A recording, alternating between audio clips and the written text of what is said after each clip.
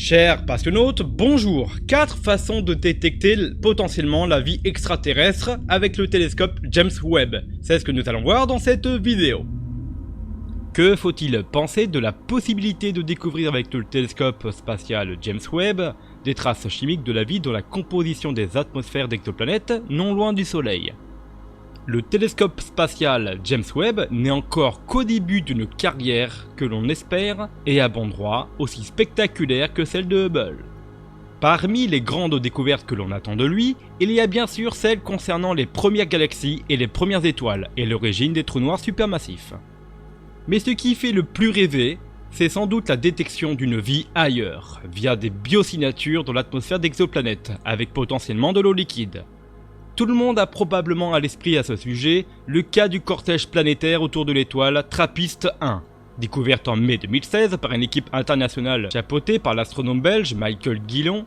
En effet, TRAPPIST-1 se trouve à 40 années-lumière du Soleil environ, et certaines de ces exoplanètes y sont potentiellement prometteuses pour l'exobiologie.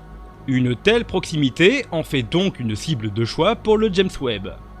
Les exoplanètes sont des planètes qui orbitent autour d'étoiles autres que notre Soleil. Nous pouvons observer leur atmosphère lorsqu'elles passent entre nous et leur étoile mère. La lumière de l'étoile filtre à travers l'atmosphère de la planète et différents gaz de l'atmosphère absorbent certaines longueurs d'onde de lumière, laissant des empreintes digitales sur la lumière qui se rendent jusqu'à nos télescopes. Quelques personnes utilisent les modèles informatiques de la lumière traversant les atmosphères pour les comparer avec les données des télescopes, ce qui les aide à déterminer quels gaz sont présents sur chaque planète et en quelle quantité. Cela en dit long sur la façon dont les planètes se sont formées et ont évolué, et nous aide justement à comparer les exoplanètes avec les compagnons les plus connus du système solaire. L'étude des exoplanètes, pour rappel des mondes qui orbitent autour d'autres étoiles que notre Soleil, est actuellement transformée par le nouveau télescope spatial James Webb. Nous aurons bientôt un premier aperçu des conditions sur ces mondes rocheux potentiellement semblables à la Terre, au-delà de notre système solaire. L'un de ces mondes lointains pourrait abriter la vie, seulement pourrions-nous le détecter? Nous pourrons peut-être repérer des signes de vie dans la composition de l'atmosphère de la planète. Nous pouvons utiliser une technique appelée la spectroscopie de transition. La spectroscopie, qui permet de diviser la lumière selon sa longueur d'onde, pour rechercher des traces de différents gaz dans la lumière des étoiles lorsqu'elles traversent l'atmosphère d'une planète. Certains gaz absorbant la lumière des étoiles pourraient indiquer la présence de vie sur la planète. Nous appelons ceci des biosignatures. Pour permettre de détecter si oui ou non il y a possibilité de vie, cela se passe en 4 étapes, la première étape étant l'oxygène et l'ozone. L'oxygène est probablement la biosignature la plus évidente. Les plantes le fabriquent, nous le respirons et les enregistrements de Rush nous montrent que des niveaux dans l'atmosphère terrestre ont changé de façon spectaculaire à mesure que la vie évoluait. L'oxygène que nous respirons, c'est de l'O2, 2 atomes d'oxygène collés ensemble. Mais une autre configuration de l'oxygène, l'O3 ou ozone, pourrait également être observée par le James Webb. Donc, si nous détections l'un de ces gaz ou les deux, est-ce que le travail serait fait? Malheureusement non. Un autre scénario qui pourrait produire de grandes quantités d'oxygène atmosphérique est une planète subissant un effet de serre incontrôlable. Une fois qu'une planète est suffisamment chaude pour que son océan d'eau s'évapore, la vapeur d'eau qui en résulte dans l'atmosphère contribue à un effet de serre, surchauffe de la planète à des niveaux qui ne sont pas compatibles avec la vie dans une boucle de rétroaction. Finalement, la planète devient suffisamment chaude pour que les molécules d'eau se séparent en hydrogène et en oxygène. Les molécules d'hydrogène sont légères et peuvent se déplacer assez rapidement pour échapper facilement à la gravité de la planète, tandis que l'oxygène, plus lent, a tendance à rester, prêt à être détecté et à tromper les astronomes sans méfiance. La deuxième étape, c'est la phosphine et l'ammoniac. La recherche de la vie se concentre actuellement principalement sur les exoplanètes, mais il y a également eu des développements récents plus près de chez nous. La phosphine est un gaz naturellement présent dans les atmosphères dominées par l'hydrogène, comme celle des géantes gazeuses Jupiter et Saturne, et a récemment été détectée dans l'atmosphère de Vénus. Fait intéressant, la phosphine est considérée comme une biosignature potentielle. Sur Terre, la phosphine est produite par des micro-organismes, par exemple dans le tractus intestinal des animaux. Si aucune vie n'est présente, nous ne attendrions pas à ce que la phosphine se produise en grande quantité dans les atmosphères de type Vénus, qui sont dominées par le dioxyde de carbone. Cela dit, nous ne pouvons pas encore exclure d'autres sources de phosphine sur Vénus.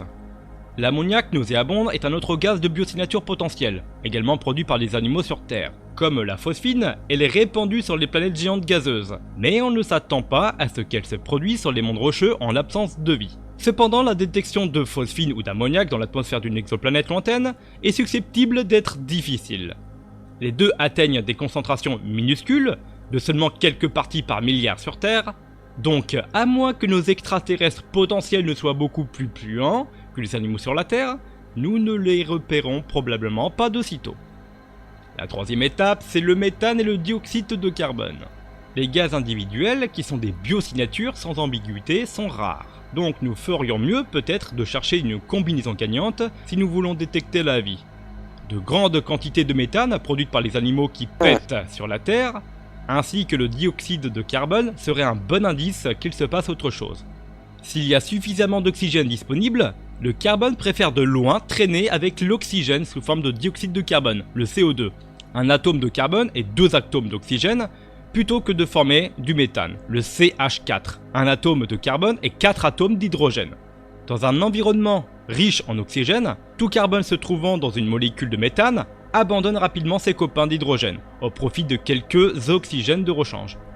Donc, voir beaucoup de méthane et de dioxyde de carbone coexister suggérerait quelque chose, peut-être une bactérie qui, elle, produirait constamment du méthane. L'étape numéro 4, le déséquilibre chimique. Nous pouvons appliquer l'argument qu'on a vu tout à l'heure à toute combinaison de gaz qui ne devrait pas coexister avec bonheur. La vie perturbe l'équilibre chimique de son environnement car elle utilise des réactions chimiques pour générer de l'énergie. Sur Terre, l'oxygène est transformé en dioxyde de carbone, mais pas dans un autre type d'atmosphère. Avec différents produits chimiques disponibles, la vie utiliserait d'autres processus pour atteindre le même objectif. Les bactéries productrices de méthane, qui vivent autour des événements hydrothermaux au plus profond des océans sur Terre par exemple, récoltent l'énergie chimique des minéraux et des composés chimiques. La recherche des déséquilibres nous permet d'avoir l'esprit ouvert sur ce à quoi pourrait ressembler la vie ailleurs.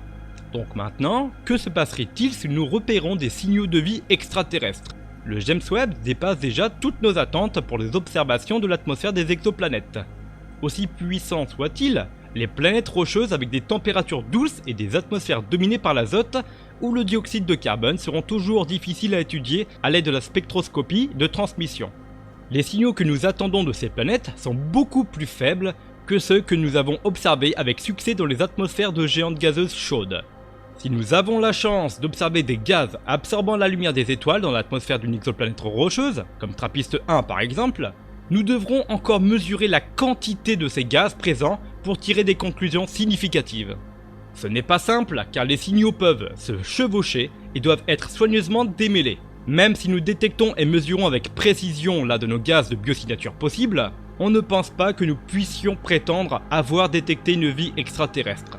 Le James Webb vient tout juste d'ouvrir un nouveau et riche laboratoire d'atmosphère planétaire, et au fur et à mesure que nous explorons, nous découvrirons sans aucun doute que bon nombre de nos hypothèses précédentes se s'avèrent fausses.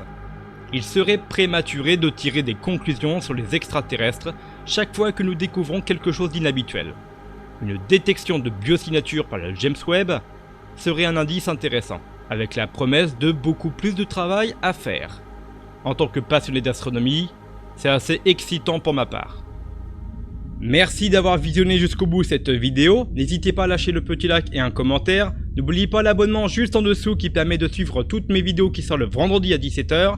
En attendant, je n'ai plus qu'à vous dire à la prochaine, au-delà de Oort.